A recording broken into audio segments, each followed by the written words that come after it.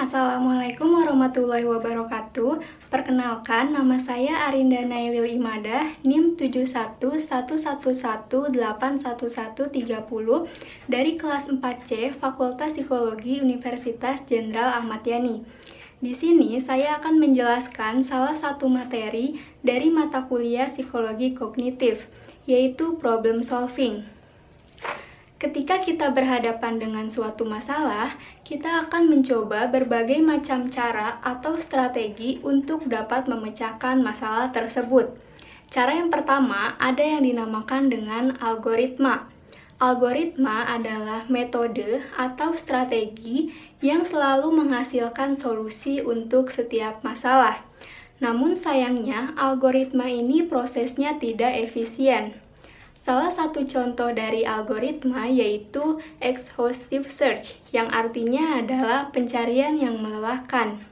Jadi di sini kita mencoba semua kemungkinan jawaban yang menggunakan sistem tertentu. Yang kedua, ada yang namanya heuristik.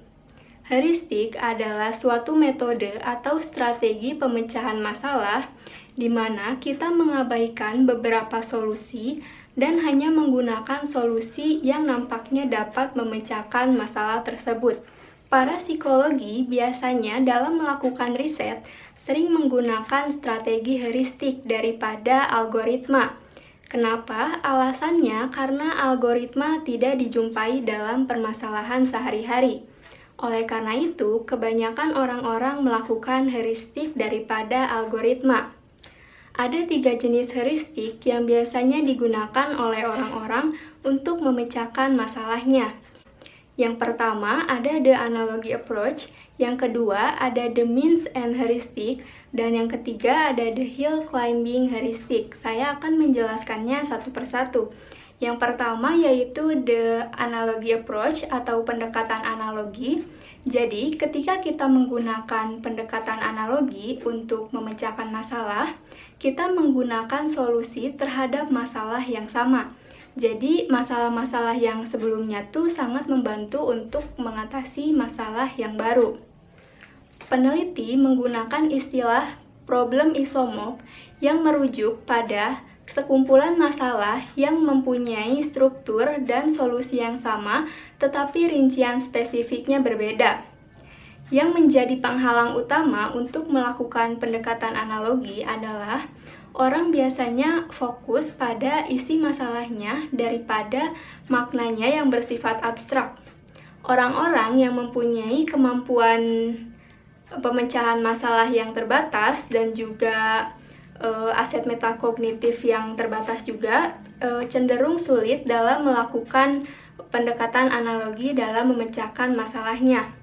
Orang lebih mungkin menggunakan pendekatan analogi dengan baik dan benar jika sebelumnya mereka pernah mengatasi berbagai macam masalah sebelum mengatasi permasalahan yang baru. Yang kedua ada the means and heuristic. The means and heuristic ini mengharuskan kita untuk mengidentifikasi tujuan akhir apa yang kita inginkan dan kemudian kita mencari maknanya yang akan didapat oleh kita ketika kita mencapai tujuan akhir tersebut. Ketika kita menggunakan strategi the means and heuristic ini, kita harus fokus terhadap perbedaan situasi awal masalah dan juga tujuan akhir yang kita inginkan. Para peneliti menekankan bahwa the means and heuristic ini adalah strategi pemecahan masalah yang paling efektif dan juga efisien. Menurut riset, orang-orang akan mengorganisasikan masalah mereka ke dalam sub-masalah dan kemudian mereka merencanakan strategi apa yang dilakukan untuk kedepannya. Yang ketiga, ada the hill climbing heuristic. Strategi ini adalah strategi pemecahan masalah yang paling simple, to the point. Kenapa? Karena dalam strategi the hill climbing heuristic ini, kita akan menggunakan solusi yang nampaknya paling langsung mengarah kepada tujuan akhir kita. Yang harus diingat dari the hill climbing heuristic adalah strategi ini adalah strategi untuk jangka pendek, bukan untuk strategi jangka panjang. Karena sama seperti pada heuristik sebelumnya, the hill climbing heuristik juga dapat menyesatkan. Kenapa? Karena kan kita harus menggunakan solusi yang nampaknya paling langsung mengarah ke tujuan.